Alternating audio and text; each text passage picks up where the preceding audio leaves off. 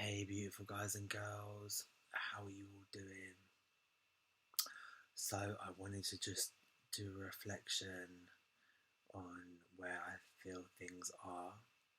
And some of the things that have come to me and I'm talking about the world, the universe, um, some of the things that have come to me is that I feel that we are uncovering,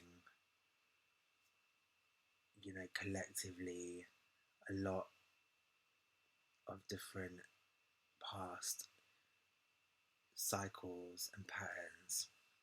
When we consider the universe is made up of a lot of karmic patterns, a lot of just predictable patterns that are housed in a design, a set design, like the flower of life, like the geometric patterns, the tetrahedron, the Star of David, like all of these patterns form in life, in nature, on a kind of atomic level, in a scientific level, but on a psycho-spiritual level, on a mental level, patterns arise and are formed to create and manifest.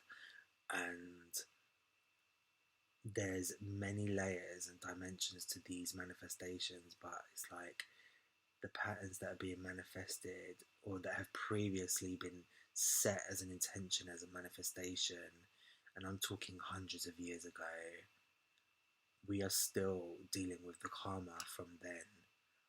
We are still dealing with an inherent, that's not even a word, an inheritance of karma, an inheritance of, it's not just karma though, it's like cosmic energy, it's matter, it's like forces that have been formed long, long, long, long ago that are still echoing. We are feeling the echo of these forces that were set a long time ago. And we are also here to shift it. We are also here to evolve it. We are also here to alchemize it and raise that vibration.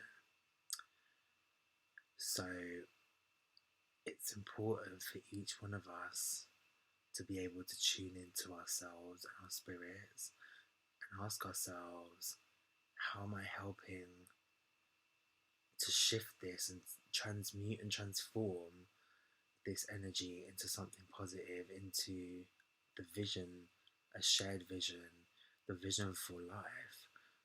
What is the vision? And it's easy to be lost and despairing. There's so many planets in retrograde at the moment. But it's like, how do we use this vision as a collective for a benevolent planet? How do we live benevolently on this planet? And I can't lie, I ask myself these questions because all of the different things that come up, it's like I feel completely like I despair at some of the things, but at the same time I do know that we have it in us to sanctify and purify and evolve. And sometimes we just need stillness. Sometimes we just need to be still. If there's anything that's good that's come out of this recent pandemic, because we're in 2020 now, if there's anything good that's come out of it, it's that we've been allowed to be still, to reflect, and to, even if we don't want to be, but we're actually having to address ourselves. Do you know what I mean? And I think that has been such an important thing for people because we're all running around this planet chaotic, busy. Not all of us, but a lot of us. And we have to remember that we are not human doings. We are human beings. And we have to remember that. And there's a lot of toxic ways that we have perpetuated in society, which are not conducive to our health and well-being. And if we don't catch it at some point, it's going to become quite dangerous for us. So these times are hopefully where we can actually reflect on what our vision for the planet is, what our vision for our future is. And I'm not talking about materialistically. And obviously we all want to be safe and survive and look after ourselves and look after our families and be well, you know, and survive. But it's also about going beyond yourself, because this is not just about you yourself. This is about a collective presence. This is about a collective conscious that there's so much division on this planet, but that's not who we are. We are all connected, whether we like it or not. We are connected. We reflect each other. We are holding mirrors up to each other. Everything we do is a reflection of someone else, and we are echoing through forms that have echoed. They echo through, and we are echoing them. We are an echo of something else, you know, whether it's a thought, whether it's a person, whether it's whether it's nature, like whatever it is, we are echoing something. So we have to then catch that echo and say, what am I going to repeat out of my mouth? What have I heard, and what am I going to speak out? You know, like, and that's important, to edit ourselves, and we can only do that and be conscious of these things from stillness. We can only allow ourselves, you know, to do that with experiencing stillness and just being contemplative. I'm not trying to tell everyone out there to start becoming a monk, but we have to allow ourselves to find the time to go within, because so much that people are talking about is someone else's intentional form.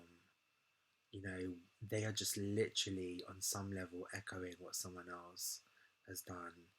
And we have to ask ourselves, what am I echoing? What is my pure intention? You know, what is behind it? Am I trying to, you know, because your intention's always felt. And like as a collective, we're feeling the intentions, you know, and holding a mirror up to that. So whatever you reverberate, this is my message today, whatever you reverberate, let what you reverberate and what you echo out into the universe be something that you want to see in the world. Because being the change you wish to see, like that Gandhi quote, is so prominent now more than ever. Be the change you wish to see. It's time for us to know that our power. There's so many people spouting off at the mouth with stuff, and it's like, who are you? Who are you going to be? What are you representing? What are you actually trying to speak out into the universe? What are you trying to like create with this? It's so prominent now more than ever. So yeah, I'd like to thank everybody for watching, tuning in with me, and I just would love to know what you feel you are echoing. There's an echo happening now on my microphone, and what does that say? It's proving what I'm talking about. There's an echo. Be the echo you wish to see. One love, peace and light.